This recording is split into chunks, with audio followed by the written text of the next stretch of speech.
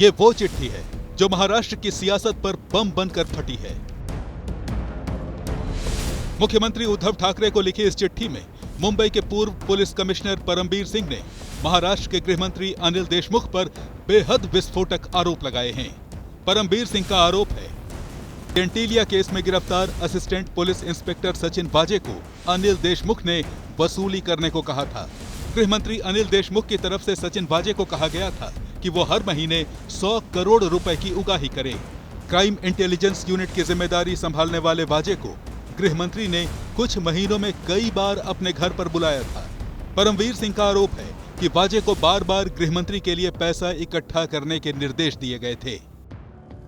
परमबीर सिंह ने गृह मंत्री के खिलाफ लगाए गए आरोपों वाली चिट्ठी में कुछ घटनाओं का विस्तार से जिक्र भी किया है।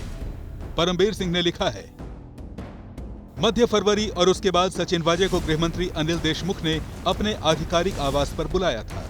उस वक्त अनिल देशमुख के निजी सचिव पलांदे समेत 1 या 2 स्टाफ भी मौजूद था।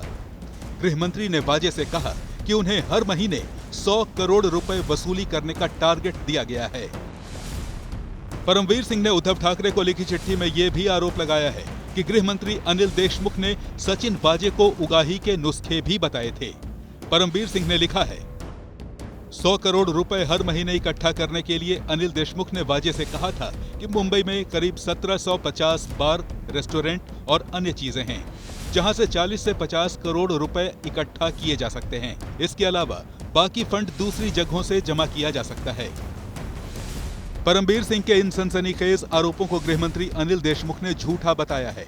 उन्होंने ट्वीट करके कहा है, पूर्व पुलिस आयुक्त परमबीर सिंह ने खुद को बचाने के लिए झूठे आरोप लगाए हैं, क्योंकि मुकेश अंबानी और मनसुख हिरेन के मामले में अब तक की जांच से सचिन वाजे की संलिप्तता सामने आ रही है और इसके तार परमबीर सिंह तक पहुंच रहे हैं। लेकिन ये सफाई एंटीलिया केस में सचिन वाजे की गिरफ्तारी और परमबीर सिंह के ट्रांसफर के बाद से ही खतरे में पड़ी देशमुख की कुर्सी को बचा पाएगी, ये मानना जरा मुश्किल है। परमबीर सिंह के आरोपों ने पहले से सस्पेंस के सागर में गोते लगा रहे एंटीलिया केस को और ज्यादा उलझा दिया है, क्योंकि सचिन वाजे ने एनआईए के सामने कबूल किया था कि वो 16 साल सस्पेंड रहने के बाद अपनी खोई हुई प्रतिष्ठा वापस पाना चाहता था। ये वारदात उसने नाम कमाने के लिए ही की थी। हालांकि सचिन वाजे इतनी बड़ी साजिश का इकलौता सूत्रधार हो सकता है, एनआईए ये मानने के लिए तैयार नहीं थी। परमबीर सिंह की चिट्ठी ने महाराष्ट्र की सियासत को हिलाकर रख दिया है और परमबीर सिंह के दावों को इतनी आसानी से खारिज करना भी मुमकिन नहीं है, क्योंकि वो न सिर्फ मुंबई पुलिस के कमिश्नर रह चुके हैं, बल्कि सचिन वाजे भी सीधे उन्हीं को रिपोर्ट करता था।